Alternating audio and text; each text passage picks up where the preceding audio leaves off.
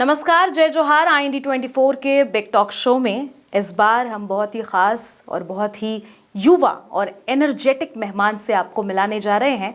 इस वक्त IND24 के स्टूडियो में मौजूद हैं कांग्रेस के प्रदेश अध्यक्ष दीपक बैज जी। सर, बहुत बहुत स्वागत है आपका। जी धन्यवाद हमारे शो में जुड़ने के लिए, ऑफिस पहुंचने के लिए। सर, लगातार मेरा ये आपके साथ पहला साक्षात्कार नहीं है, इससे पहले भी हम बात कर चुके हैं, लेकिन मुद्दे आजकल बहुत ज़्यादा हैं, तो उन मुद्दों के मद्देनज़र हम ये एक बार फिर से इंटरव्यू दोहरा रहे हैं। सबसे पहला मेरा ये सवाल होगा सर कि संगठन सृजन चल रहा है, इस अभियान से पार्टी में क्या और कितने बदलाव हो रहे हैं? बिल्कुल, संगठन सृजन अभी पूरे देश में चल रही है जी। संगठन सृजन की सोच और नींव हमारे नेता माननीय राहुल गांधी जी की सोच है, हमारे राष्ट्रीय अध्यक्ष खड़गे जी की सोच है, जो कि संगठन सृजन के माध्यम से हम पूरे देश में सभी स्टेटों में जाएं। और पहले गुजरात से शुरू हुआ, गुजरात, मध्य प्रदेश, ऐसे 3 स्टेट पहला चरण में, फिर सेकेंड स्टेज में फिर 3 स्टेट, और ये तीसरा स्टेज है अभी, जहाँ राजस्थान, छत्तीसगढ़ और तेलंगाना, ये 3 स्टेट का तीसरा स्टेज है जहाँ संगठन सृजन अभियान चल रही है। देखिए, संगठन सृजन का मतलब ये है कि संगठन में जिला अध्यक्ष जैसे महत्वपूर्ण पोस्ट में कि एक यूथ आना चाहिए जी। और एनर्जेटिक और टैलेंटेड और पार्टी को समय देने वाला होना चाहिए। सभी जिले के तमाम वरिष्ठ नेताओं को सामंजस्य बैठा कर चले और पार्टी के प्रति समर्पित और पार्टी के आइडियोलॉजी से जी परिपूर्ण हो और पार्टी को मजबूत करे और समय दे।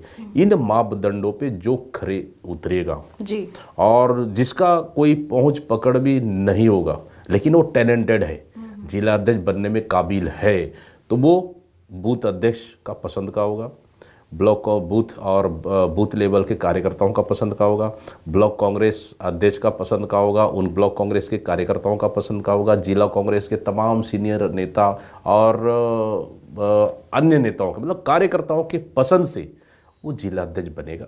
ये मापदंड AICC ने तय किया है। छत्तीसगढ़ में भी 17 ऑब्जर्वर आए, सभी जिलों पूरे प्रदेश में गए, घूमे, रिपोर्ट बना के दिल्ली दे दिए और मैं समझता हूँ अंतिम चरण में है। हम लोगों से भी 1-to-1 चर्चाएं हुई दिल्ली में। माननीय KC वेणुगोपाल जी हमारे संगठन महामंत्री हैं, उनसे चर्चाएं हुई और हम लोगों की फीडबैक लिए कौन बेहतर हो सकता है। हम लोगों ने अपना रिपोर्ट दे दिया है।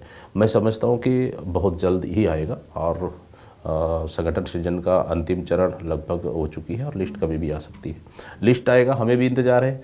लिस्ट आएगा तो मजबूत जिला अध्यक्ष, जो हम 2028 के चुनाव में हम जाए तो वो एक बढ़िया सा पार्टी को मजबूत करने वाला हमको जिला अध्यक्ष मिलेगा और निश्चित रूप से बहुत ही अच्छा है, ताकि लोकतांत्रिक ढंग से ये अपने कार्यकर्ता अपने पसंद से जिला अध्यक्ष चुन सके, ना कि भारतीय जनता पार्टी टाइप की वहाँ से मुख्यमंत्री के लिए एक पर्ची आता है, पर्ची खोल लो मुख्यमंत्री बन गया, 3 मंत्रियाँ नियुक्ति कर रहा है, वहाँ से पर्ची आ गया 3 मंत्रियाँ नियुक्त कर लो।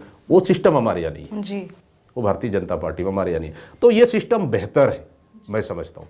ओपन है, कोई भी दावेदारी कर सकता है, कोई भी अप्लाई कर सकता है, मतलब कोई भी, मतलब पार्टी के अंदर के कार्यकर्ता वो अप्लाई कर सकता है, न कोई बड़े नेताओं के दबाव में, न बड़े नेताओं के किसी का प्रेशर में, अनुभव के आधार पर, अपना अनुभव के और कार्य क्षमता के आधार पर अपना अप्लाई कर सकता है और कार्यकर्ता अपने पसंद पे ऑब्जर्वर को बताएंगे, फिर उस अनुसार रिपोर्ट बनकर तैयार होगी। और ये संगठन सृजन मतलब इस तरह से एक कंप्लीट प्रक्रिया है। दीपक जी, लगातार पार्टी तो अभियान चला रही है, कई तरीके के अभियान चल रहे हैं, लेकिन गांव और पंचायत स्तर तक पार्टी की मजबूती के लिए क्या किया जा रहा है? ये सच्चाई है, बड़ा अच्छा प्रश्न है जी। देखिए, अब तो हम लोगों ने मंडल अध्यक्ष नियुक्त किए हैं पूरे प्रदेश में। मंडल अध्यक्ष लगभग 1464 आसपास हैं और अभी सेक्टर अध्यक्ष भी हम लोगों ने नियुक्ति की प्रक्रिया लगभग वो भी पूरी हो गई है जी। और ब्लॉक अध्यक्ष की हमारी पूरी तैयारियां हैं।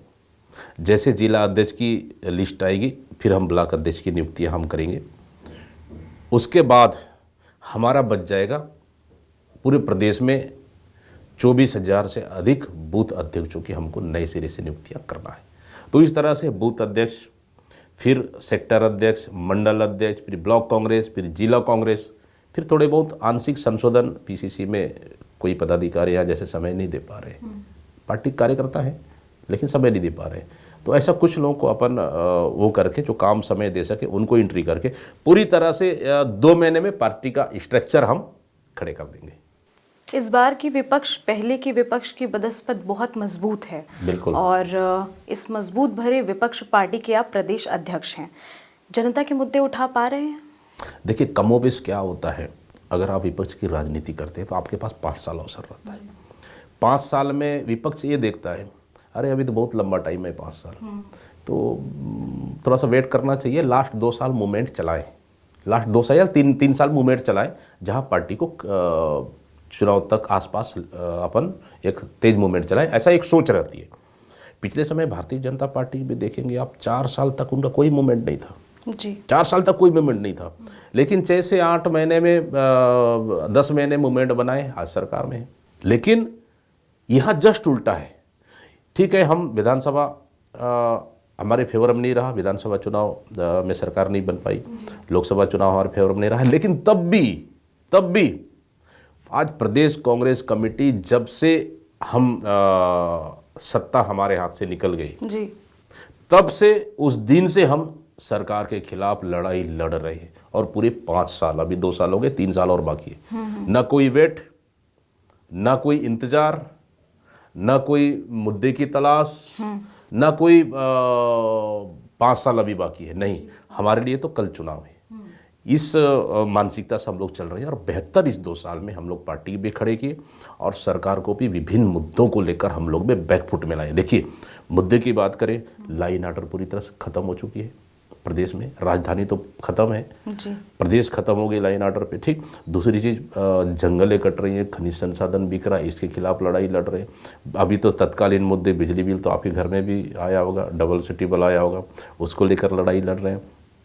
10,463 स्कूलें बंद हो गई, उसी खिलाफ लड़ाई लड़ रहे हैं। तो और सरकार की नाकामियों को लेकर हर मुद्दे पे, जैसे युवाओं को नौकरी नहीं मिल पाना और किसानों के हित मुद्दों को लेकर लड़ाई लड़ रहे हैं। इस तरह से लगातार मुद्दों को चिन्हांकित कर बराबर हर दिन हम लोग सरकार के खिलाफ लड़ाई लड़ रहे हैं। उसी का नतीजा है आज कहीं ना कहीं इस 2 साल में सरकार को हम लोगों ने जनता के बीच में फेलियर साबित करने में हम सफल रहे। दीपक जी, ये कांग्रेस के भीतर कलह की बात बार बार सामने आती है, और आजकल तो कार्यकर्ता जो है वो सोशल मीडिया पर मुखर हो गए हैं, लेकिन ये तालमेल बिठाने के लिए हम क्या प्रयास कर रहे हैं, वो बैठ क्यों नहीं पा रहा है तालमेल? ये सच्चाई है। किसी भी पार्टी में, कांग्रेस बड़ी पार्टी है, और देखिए देश में 2 दल बड़ी हैं, भारतीय जनता पार्टी और कांग्रेस में। कांग्रेस में ठीक है, हमारे पास बड़े टॉप के लीडर हैं, और हमारे पास बीच के सेकंड लाइन भी है और कार्यकर्ता भी हैं। कुछ चीज़ें कभी कोई लिख भी देते हैं, कोई सोशल मीडिया में, लेकिन अनुशासन से बड़ा कोई नहीं है। अनुशासन सबसे बड़ा है, चाहे हमारा टॉप लीडर, सीनियर नेता हो या फिर बूथ का कार्यकर्ता हो, अनुशासन से बाहर कोई भी नहीं। जहाँ भी ऐसा लगा कार्रवाई करने का हम लोगों ने किए हैं, और हमेशा मैंने कहा कि सीनियर नेताओं को भी कि अगर कोई भी बात अगर करनी है तो बंद कमरे में कहें तो ज़्यादा बेहतर है। काम करते करते किसी का भी चूक हो जाता है, गलतियाँ हो जाती है, उसको ठीक करने के लिए एक परिवार के लोग बैठे हैं, बंद कमरे में बोले तो ज़्यादा बेहतर है। ये हम लोग कोशिश किए हैं। ठीक है, कभी कभी कोई बातें आ जाती है, लेकिन जवाब तो प्रदेश अध्यक्ष को देना है, तो हम लोग उस अनुसार दिए हैं। लेकिन गुटबाजी हमारे यहाँ नहीं है, जितना होना चाहिए बिल्कुल भी नहीं है, बल्कि गुटबाजी तो भारतीय जनता पार्टी में ज़्यादा है। भारतीय जनता पार्टी में तो देखेंगे आप, मतलब एक ननकीराम कंवर जैसे व्यक्ति को, आदिवासी नेता, वरिष्ठ आदिवासी नेता, पूर्व गृह मंत्री, कई बार मंत्री रहे, उनको सीएम हाउस के घर, सीएम हाउस के सामने धरना देना पड़ रहा है, हाउस अरेस्ट हो जाते हैं। ठीक, प्रदेश अध्यक्ष उनको आश्वासन देते हैं 8 दिन का समय, आज तक कुछ नहीं हुआ। ठीक, एक हमारे भारतीय जनता पार्टी के बहुत ही सक्रिय और युवा नेता, वो लिखते हैं कि इतना भारी भरकम पोस्ट हम नहीं रख पाएंगे, इतना वजन नहीं उठा पाएंगे। ठीक। और कई कार्यकर्ता लगातार, अभी तो वक्फ बोर्ड के खिलाफ आप देख रहे हैं जी। भारतीय जनता पार्टी के नेता ही धरना दिए, उसी कार्यकर्ता ही विरोध कर रहे हैं। मतलब हमसे भारतीय जनता पार्टी के खिलाफ में ज़्यादा बगावत है, हम लोग से ज़्यादा बगावत है। हाँ, लेकिन उनके पास एक RSS का डंडा है, तो थोड़ा सा डरे हुए भी रहते हैं, लेकिन कहीं ना कहीं हमसे ज़्यादा बगावत भारतीय जनता पार्टी में है। मुँह नहीं खोल पा रहे हैं अलग चीज़ है, लेकिन सोशल मीडिया में हमसे ज़्यादा वो दिख रहे हैं, हमसे ज़्यादा मुखर वो हैं। गुटबाजी भारतीय जनता पार्टी में ज़्यादा है। एक दूसरे को कोई नेता मंत्री फूटी आंखें देखना पसंद नहीं करता एक दूसरे को। मतलब वहाँ फाइटिंग तो सबसे ज़्यादा भारतीय जनता पार्टी, हम लोग से ज़्यादा। जो बिहार का चुनाव है वो पूरे देश की राजनीति पे प्रभाव डालने वाला चुनाव है। कांग्रेस किस मजबूती से और कैसे लड़ रही है ये चुनाव? सच्चाई है, बिहार मध्य भारत का एक प्रमुख राज्य में से है, और यूपी, बिहार ऐसे कुछ स्टेट्स हैं जहाँ पूरी देश को प्रभावित राजनीतिक रूप से करते हैं, और वो बिहार भी है जहाँ एक वीर भूमि भी बिहार कहा जा सकता है। बड़े बड़े क्रांतिकारी नेता उस बिहार से पैदा होकर आए हैं, तो बिहार की पहचान ही अलग है जी। लेकिन बिहार चुनाव इस समय बिल्कुल अलग होगा, क्योंकि देखिए दो गठबंधन वहाँ मजबूती से लड़ रही है, भारतीय जनता पार्टी और कांग्रेस। इस समय कांग्रेस गठबंधन, इंडिया गठबंधन ने तेजस्वी यादव को मुख्यमंत्री का चेहरा घोषित करने के बाद कहीं न कहीं बिहार का फिजा बदलते हुए दिख रही है, और लगातार 20 साल तक वहाँ पे JDU की सरकार और भारतीय जनता पार्टी के साथ गठबंधन, 11 साल से प्रधानमंत्री नरेंद्र मोदी जी, मतलब बिहार को जो विकास करना था बिल्कुल नहीं हो पाया है। आप सोशल मीडिया में, यूट्यूब में देखेंगे, बड़ी मीडिया दिखा नहीं रही है, लेकिन जब छोटा छोटा आप पोर्टल यूट्यूब में देखेंगे, ज़बरदस्त सरकार के खिलाफ माहौल है जी। ज़बरदस्त। जनता चाहती है कि इस समय बदलाव, जनता चाहती है परिवर्तन। 20 साल तो उनको दे लिए मौका, 20 साल तो उनको मौका दिए। हाँ, ना वहाँ रोजगार मिला, ना वहाँ पे पलायन रुका, ना वहाँ पे गरीबी दूर हुई, ना कुछ भी नहीं। सिर्फ प्रधानमंत्री का भाषा शैली आप देखेंगे, प्रधानमंत्री जी का भाषा शैली, कनपट्टी पे बंदूक रख के, क्या भाषा है ये कोई भाषा होता है? मतलब दिनों दिन भाषा का स्तर गिरते जा रहा है। मतलब प्रधानमंत्री, उनकी पूरी टीम कहीं ना कहीं इस चुनाव से परेशान है, और बिहार में ज़बरदस्त माहौल है। ये वोट चोर गद्दी छोड़ अभियान कितना असर डाल रहा है? नो डाउट बेहतर। देखिए, वोट चोर गद्दी छोड़ अभियान कर्नाटक से लेकर महाराष्ट्र के कुछ रिजल्टों को लेकर पूरी विपक्षी दल, तमाम बुद्धिजीवी लोगों ने परीक्षण किया। कहीं ना कहीं चुनाव में गड़बड़ियाँ तो हो रही है, कहीं ना कहीं गड़बड़ियाँ हो रही है, और वो चीज़ कर्नाटक में पकड़े हमारे नेता माननीय राहुल गांधी जी ने 6 महीने एक्सरसाइज करने के बाद। आप एक छोटे से प्रधानमंत्री आवास में 80-80 लोग का एड्रेस कैसे संभव है? 150 लोग का एड्रेस किसी दारू भट्टी में, वहाँ कोई रहता नहीं है। एक एक नाम का व्यक्ति अन्य बूथों में, फोटो छोटा। हम चुनाव आयोग से मांग रहे हैं उसकी जानकारी, वो दे नहीं रहे। आप CCTV मांग रहे हैं तो चुनाव आयोग का तर्क देखिए कि हम माताओं, बहनों, बहुओं का हम वीडियो सार्वजनिक हम लोग दे सकते हैं क्या? भाई, हम आपका किसी घर का पर्सनल रूम का कोई वीडियो नहीं मांग रहे, हम किसी बाथरूम का हम लोग फोटो वीडियो नहीं मांग रहे। ये तो उस बूथ का मांग रहे हैं जो बूथ को सुरक्षित करने के लिए चुनाव आयोग ने CCTV कैमरा लगाया है, आप उसका नहीं दे रहे हैं। मतलब कहीं ना कहीं चोर के दाढ़ी में तिनका तो है, सवाल तो उठता है। आपको निष्पक्ष, देखिए लोकतंत्र में चुनाव आयोग सबसे बड़ा संस्था है और निष्पक्ष संस्था है, आज तक होते आया है, लेकिन अब सवाल उठ रही है। और SIR बिहार में जबरदस्त 17 दिन, लगभग नहीं 15 दिन राहुल गांधी जी को यात्राएं चली 300 किलोमीटर, जबरदस्त। एक बच्चे भी पूछेंगे वोट चोर कौन, उनको भी पता है, वोट चोर गद्दी छोड़, जबरदस्त चला है। NDA भी पूरी तरीके से अपनी ताकत झोंके हुए है, क्या लगता है कैसा होगा ये चुनाव? देखिए 30-30 हेलीकॉप्टर घूम रहा है उनका, एक एक प्रधानमंत्री से लेके मंत्री तक वहाँ डेरा डाली हुई, क्योंकि उनको पता है कि बिहार अगर हाथ से निकल गया तो दिल्ली के गद्दी भी खिसकने में देर नहीं है। वो अच्छे से जानते हैं इस चीज़ को। लेकिन बिहार चुनाव जीतने के लिए किस हद तक जा सकते हैं वो आप समझ सकते हैं। मतलब कुल मिलाकर भारतीय जनता पार्टी परेशान है, और कहीं ना कहीं इस समय हमें लगता है कि कहीं चमत्कारी रिजल्ट ना आ जाए। इसी से जुड़ा एक और सवाल है, आप भी बिहार गए हुए थे, कैसा रहा पूरा एक्सपीरियंस? क्योंकि आप अच्छी तरीके से वहाँ जाकर क्या चीज़ें चल रही हैं वो जान पाए हों? देखिए, बिहार तो मैं कम गया, CWC की मीटिंग था पिछले महीने 24 तारीख को गए वहाँ पे। कार्यकर्ताओं में उत्साह है, ज़बरदस्त माहौल है, नेताओं से चर्चा भी हुई और CWC मीटिंग होने के बाद कहीं ना कहीं बिहार में एक अच्छा मैसेज भी गया और कार्यकर्ताओं में एक ऊर्जा का संचार भी हुआ। तो ज़्यादा वक्त तो मुझे जाने को नहीं मिला, लेकिन तमाम हमारे यहाँ के ऑब्जर्वर्स जाके काम किए हर विधानसभाओं में, उनसे रिपोर्ट लगातार हम लोग लेते रहे और हमारे वरिष्ठ नेता अभी अभी जाके काम कर रहे हैं, कैंपेनिंग कर रहे हैं। तो कहीं ना कहीं जो फ़ोटोज़ वीडियोस लगातार डल रहा है, देख रहे हैं हम लोग, तो कहीं ना कहीं माहौल तो ज़बरदस्त है। SIR की मांग की आप लोगों ने, मतदाता सूची को लेकर भारी भरकम बवाल मचाया, अब संतुष्ट हैं? देखिए, संतुष्ट तो है, कह पाना तो संभव नहीं है, इसलिए क्योंकि पूरे देश में अब बिहार के बाद 12 राज्यों में SIR कर रहे हैं, उसमें छत्तीसगढ़ में। और हम लोग का यही कहना है कि BLO जाएंगे, घर घर जाएंगे।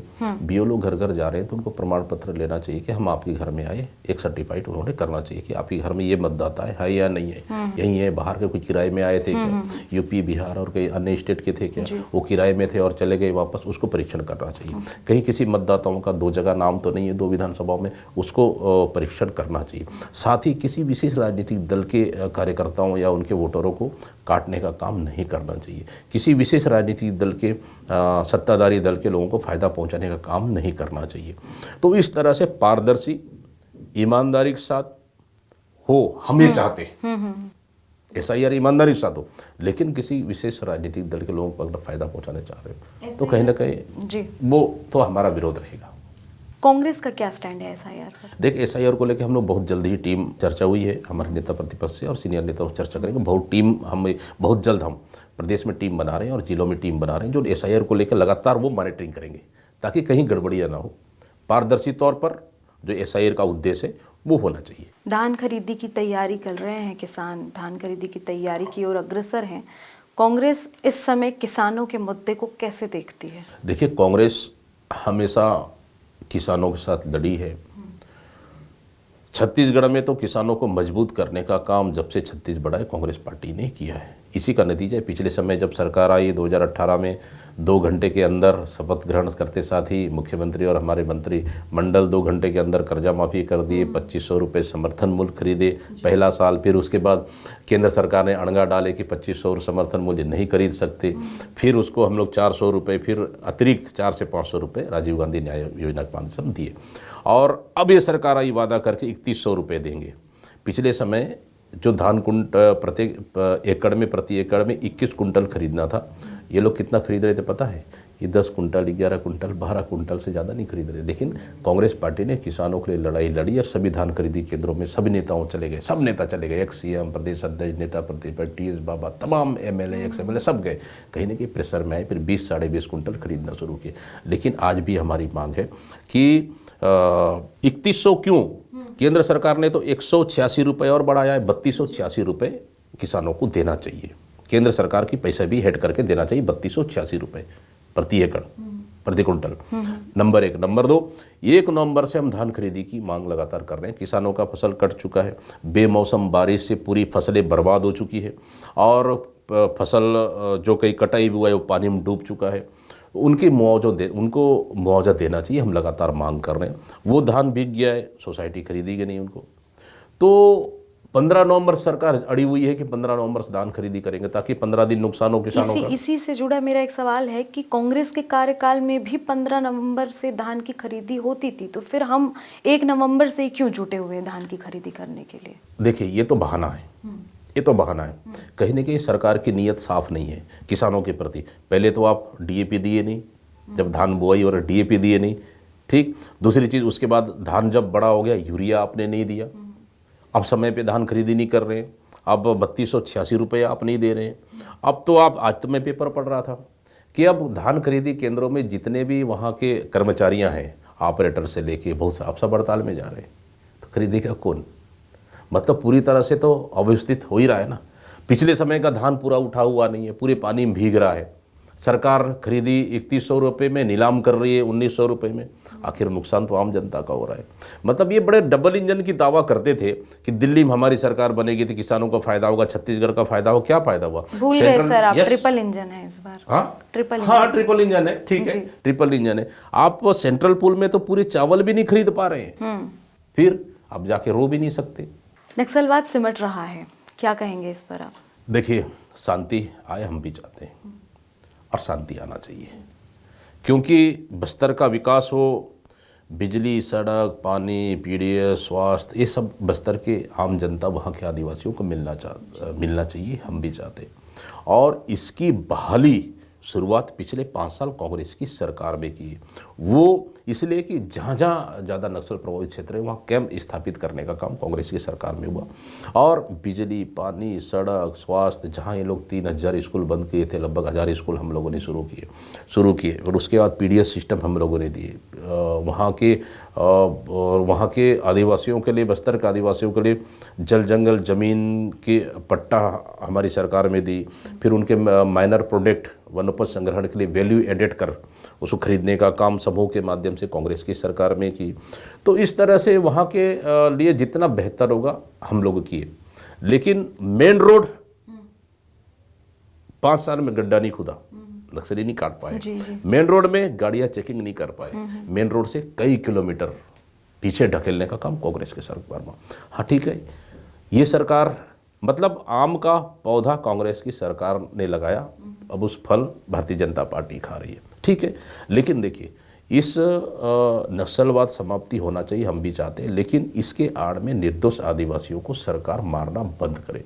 हम लोग पिछले 15 साल की सरकार में देखा है जी, देखा है, ठीक है। घर से उठा के ले गए बनियान के साथ, गोली मारे, सामने से गोली पीछे निकल के गया, या पीछे से गोली मारे, गोली सामने से निकल के आ गया, ठीक। उसके ऊपर नक्सल का एक कपड़ा, ड्रेस पहना दो, ठीक। गोली लगी आपके शरीर में, लेकिन आप ड्रेस को देखेंगे ना सामने छेद है ना पीछे छेद है। वो दिन भी हमने देखा है। फर्जी नक्सली के नाम से जेल भेज दो, फर्जी सरेंडर करा के इनाम ले लो, फर्जी एनकाउंटर करो, वो देखा है। लेकिन शांति आना चाहिए। सरकार बड़ा दावा कर रही है कि नहीं मार्च 2026 में ख़त्म कर देंगे। आप भी बस्तर से हैं और 2026 की डेडलाइन केंद्र सरकार ने तय कर ली है। अब इस डेडलाइन पर कांग्रेस को कितना भरोसा है? देखिए, डेडलाइन तो पहली बार नहीं है। एक सन्नी देओल का पिक्चर है ना, तारीख पे तारीख, तारीख के तारीख, तारीख के तारीख। देखिए, 2014 में सरकार बनी दिल्ली में, इन्होंने कहा 2016 में ख़त्म कर देंगे, इन्होंने कहा 18 में ख़त्म कर देंगे, 20 में ख़त्म कर देंगे, 22 में ख़त्म करेंगे, 24 ख़त्म करेंगे, अब 26 आ गया है मार्च। मैं अभी भी बोल रहा हूँ कि इतना आसान नहीं है कि मार्च में ख़त्म कर पाए। हाँ, लेकिन समाप्ति होना चाहिए, लेकिन इतना आसान नहीं है कि 2026 मार्च में ख़त्म कर पाएंगे, ये भी बोल रहा हूँ। लेकिन देखिए, ये लोग बहाना लास्ट में ढूंढ देंगे, फिर तारीख पक्का बढ़ाएंगे कि 2028। अगर आपको इस मिशन पे चल रहे हैं तो 2026 ही क्यों, 28 भी लग जाए, 28 भी लग जाए। हाँ, यानी काम करनी चाहिए। हाँ, काम होना चाहिए, भले आप समय बढ़ा दीजिए। हाँ, काम होनी चाहिए। लेकिन आप बस्तर की जनता को सिर्फ मूर्ख पे मूर्ख बना के जा रहे हैं हम लोग। ये 2028 में ख़त्म कर देंगे, फिर 2026 में, फिर क्यों?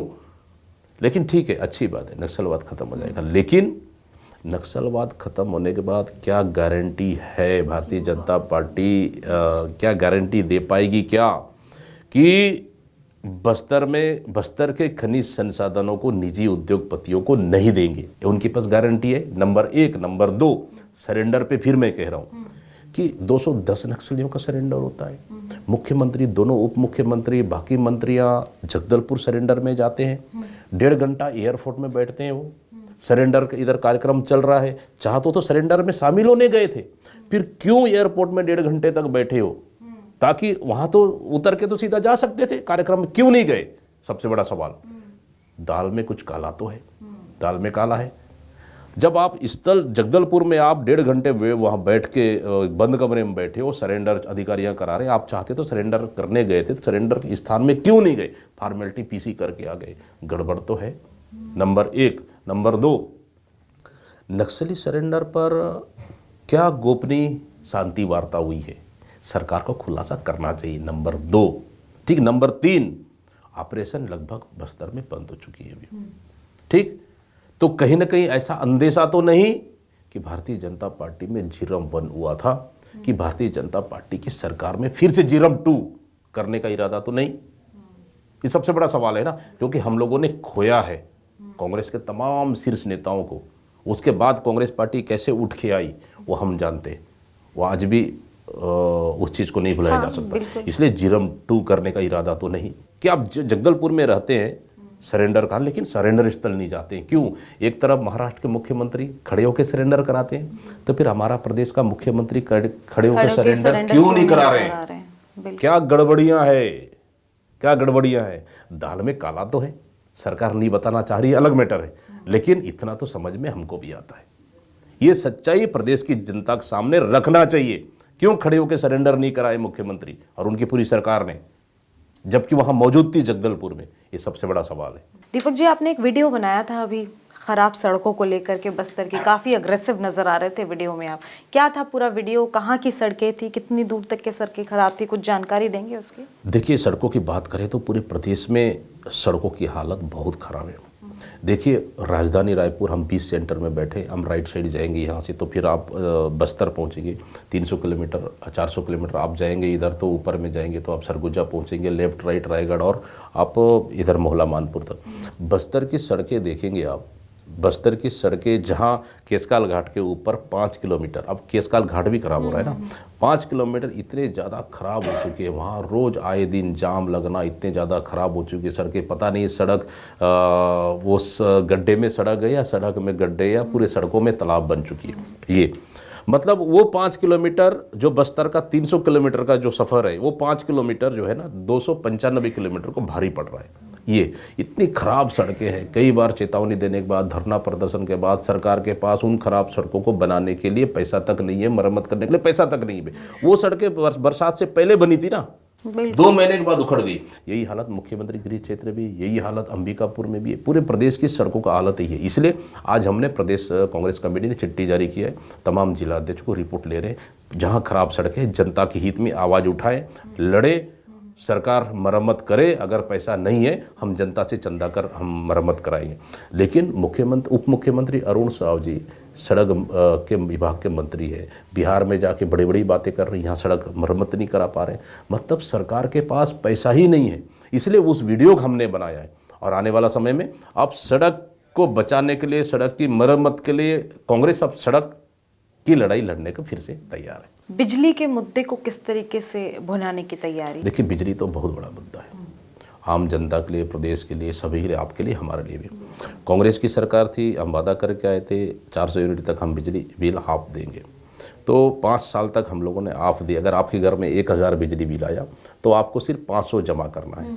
ठीक, ये योजना हम लोग 5 साल तक चलाए। देखिए, पानी हमारा, ठीक, संसाधन, कोयले हमारी, संसाधन हमारी, सब चीज़ हमारी, हम बिजली उत्पादन कर रहे हैं, दूसरे राज्यों को बिजली बेच रहे हैं, और हमारे राज्य में बिजली महंगा। ये सबसे बड़ी बात। जब कांग्रेस की सरकार में हम 5 साल तक बिजली बिल योजना हाफ हम कर सकते हैं, तो ये सरकार आने के बाद क्यों नहीं कर सकती? सबसे पहली चीज़। ठीक, उसके बाद हाफ योजना को इन्होंने ख़त्म कर दिया, 4 बार बिजली का रेट बढ़ाया।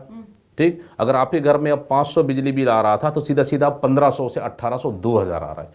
मतलब ये है कि एक तरफ उस घर में 1000 रुपये महातारी वंदन के नाम से पैसा 1000 रुपये दे दो, और दूसरी तरफ 3000 रुपये बिजली बिल के नाम से वसूल लो। यही तो चल रहा है।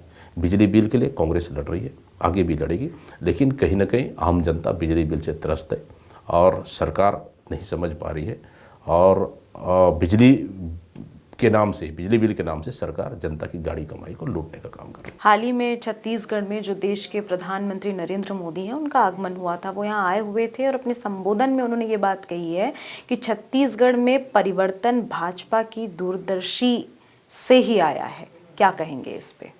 मुझे लगता है कि जहाँ भी जाते हैं प्रधानमंत्री मोदी जी, कुछ ना कुछ नया झूठ परोस के आते हैं।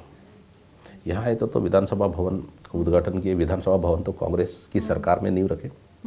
ठीक, शिलान्यास उसका DPR कांग्रेस सरकार बनाई। ठीक, बजट कांग्रेस सरकार ने तैयार किया, नींव कांग्रेस सरकार, भूमि पूजन कांग्रेस सरकार ने की, खड़ी कांग्रेस सरकार ने की। ये सिर्फ रंग रोगन लिपाई पुताई कर फीता काटने का काम इन्होंने किया। ठीक है, ये उसका श्रेय भारतीय जनता पार्टी ले रही है। लेकिन हमारे नेता प्रतिपक्ष चरणदास महंत जी का नाम तक सिला पट्टी में नहीं है, जबकि जब भूमि पूजन किए थे उस समय भारतीय जनता पार्टी के नेता प्रतिपक्ष का नाम बाकायदा शिलालेख में है, लेकिन ये इतने छोटे दिल के हैं कि हमारे नेता प्रतिपक्ष का नाम तक उन्होंने नहीं लिखा। ठीक, और हमने तो 21 सवाल पूछे थे। प्रधानमंत्री जी जब आए थे छत्तीसगढ़ चुनाव प्रचार में आए थे तो आपने कहा था कि हम 1 लाख लोगों को नौकरी देंगे, हम उसके बाद शराब दारू पे बड़ा बात किए, सट्टा महादेव सट्टा पे बड़ा बात किए, बहुत बड़ी बड़ी किसानों के लिए, यहाँ के युवाओं के लिए बड़ी बड़ी बातें करते गए। हमने 21 सवाल पूछा 500 रुपये में गैस सिलेंडर देंगे, हमने आपने कितने वादा अभी तक पूरा किए 2 साल के अंदर? आप गिना के बता दीजिए, 1 2 3 4 5 कोई तो संख्या होगा। उन्होंने इस मतलब छत्तीसगढ़ के मुद्दों को लेकर, मतलब जिस मुद्दों को लेकर चुनाव जीत के आई भारतीय जनता पार्टी, एक भी मुद्दा को प्रधानमंत्री ने टच नहीं किया, सिर्फ उससे बचते रहे। उनको पता है कि छत्तीसगढ़ में सरकार फेल है, कोई भी काम नहीं हो रहा है, मोदी गारंटी यहाँ पे रद्दी के टोकरी में डाल दिया गया है। एक अंतिम सवाल लूँगी अब मैं आपसे कि आदिवासी इलाकों में जल, जंगल, जमीन और खनिज के लिए लगातार संघर्ष जारी है।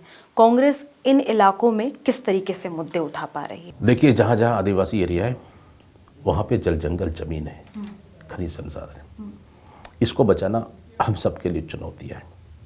देखिए, इसकी दोहन होना चाहिए, प्रदेश के विकास के लिए होना चाहिए, वहाँ के हमारे आदिवासी भाइयों के लिए होना चाहिए। लेकिन आज जस्ट उल्टा है कि खनिज संसाधन प्रधानमंत्री के चहेते उनको मिलता है, वो वहाँ का दोहन करके दिल्ली चले जाते हैं। आज हसदेव जंगल लगातार कटाई चल रहा है, लाखों पेड़ कट रहे हैं। उसके बाद तमनार में पेड़ कटाई चल रही है, कांग्रेस ने वहाँ पे विरोध किया, हसदेव में विरोध किया और हसदेव में फिर विरोध करेंगे अभी जाएंगे। 2 माइंस को बेच दिया, दंतेवाड़ा की 3 खदानों को उन्होंने बेच दिया बैराडीला के, एक कांकेर का, वहाँ पे भी हम लोगों ने पैदल यात्रा 3 दिन का 4 दिन का पैदल यात्रा कर वहाँ भी विरोध की। तो खनिज, जल, जंगल, जमीन, खनिज संसाधन, ये सीधे सीधे आदिवासियों से जुड़ा हुआ मुद्दा है। जहाँ खनिज संसाधन है वहाँ आदिवासी है, जहाँ जंगल है वहाँ आदिवासी है, ये उनका पहला हक है। लेकिन उनका हक नहीं मिल पा रहा है।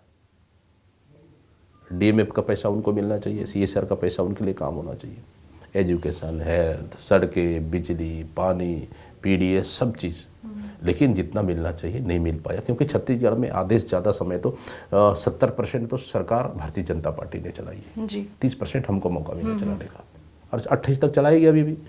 तो कहीं ना कहीं इन मुद्दों को लेकर कांग्रेस मुखर है, हमारा लाइन एकदम क्लियर है। आदिवासियों को जल, जंगल, जमीन, खनिज संसाधन को बचाने के लिए कांग्रेस लड़ रही है। हमारे नेता राहुल गांधी जी पूरे देश में लड़ाई लड़ रहे हैं और यहाँ भी कांग्रेस लड़ रही है। मैं एक आदिवासी जनप्रतिनिधि होने के नाते निश्चित रूप से मैं सभी वर्गों के साथ, सभी वर्गों को साथ लेकर हम काम कर रहे हैं और आगे भी इन मुद्दों को लेकर कांग्रेस मजबूती के साथ पूरे प्रदेश में लड़ाई लड़ेगी। एक सवाल और मुझे लेना है कि कांग्रेस इस बार काफ़ी कॉन्फिडेंट है कि अगली बार की सरकार में वो आसानी से कमबैक कर लेंगे। बिल्कुल, पिछले समय भी कॉन्फिडेंट थे, लेकिन सरकार चोरी हो गई। लेकिन जिस तरह से हम लोगों ने इस सरकार को साबित कर दिए 2 साल के अंदर, मतलब 25 साल में, इस 25 साल में भारतीय जनता पार्टी 15 साल भी सरकार रही, इतना 2 साल में फेलियर होती हुई मैंने पहली बार देखा है, फेलियर। और कांग्रेस की संघर्ष, कार्यकर्ताओं की मेहनत, हमारी संघर्ष, कांग्रेस पार्टी आक्रामक की लड़ाई लड़ रही। लेकिन इस 2 साल में हम लोगों ने बीजेपी को फेलियर, सरकार को फेलियर साबित कर दिया और कहीं ना कहीं कॉन्फिडेंट है। कल भी चुनाव करा लीजिए, भारतीय जनता पार्टी 10 सीट नहीं आएगी। 1 महीने के बाद चुनाव करा लीजिए, भारतीय जनता पार्टी 10 सीट नहीं आएगी। हाँ, लेकिन कल और 10 दिन बाद तो चुनाव होना नहीं है, चुनाव तो 2028 में होना है। 3 साल बाकी है, संघर्ष करना है, मेहनत करना है, करेंगे। लेकिन इस सरकार को इस समय बेदखल करके ही दम लेंगे, अंतिम सांस तक लड़ना पड़े सरकार के लिए, सरकार के खिलाफ लड़ेंगे। जनता का असली हक और अधिकार सिर्फ कांग्रेस ही दे सकती है। लेकिन झूठे भ्रामक, झूठे प्रचार कर सत्ता में जरूर सत्ता हासिल कर लिए, लेकिन ये इनका चेहरा जनता के सामने बेनकाब हो चुका है और 28 में कांग्रेस की सरकार आना तय है। उस हिसाब से पार्टी काम कर रही है और फिर हम 2028 में कांग्रेस के हाथ में सत्ता रहेगी। तो बिल्कुल संघर्ष करते चलिए और नतीजे की चिंता बिल्कुल मत करिए, ऐसा कहना है कांग्रेस के प्रदेश अध्यक्ष दीपक बैज का कि वो लगातार जनता से जुड़े हुए मुद्दे उठाते चले जाएंगे, चाहे बात आदिवासी बाहुल क्षेत्र की हो, चाहे जर्जर सड़कों की हो या अन्य किसी मुद्दों की। वो लगातार ज़मीनी मुद्दे जो हैं वो उठाते चलेंगे और इसी सारे मुद्दों को लेकर उन्हें ये विश्वास है, दृढ़ निश्चय है कि आने वाले समय में एक बार फिर छत्तीसगढ़ की जो जनता है वो कांग्रेस का कमबैक करेगी और इन्हीं सारे इरादों को लेकर कांग्रेस पार्टी जो है वो चल पड़ी है। प्रदेश अध्यक्ष दीपक बैज जो है वो अपना एजेंडा जो है वो लिए चले हुए हैं कि आने वाले समय में हम बहुत ही आसानी से इन सारे मुद्दों को लेकर कमबैक करेंगे। सर बहुत बहुत धन्यवाद आपका हमारे शो में जुड़ने के लिए। थैंक यू, धन्यवाद।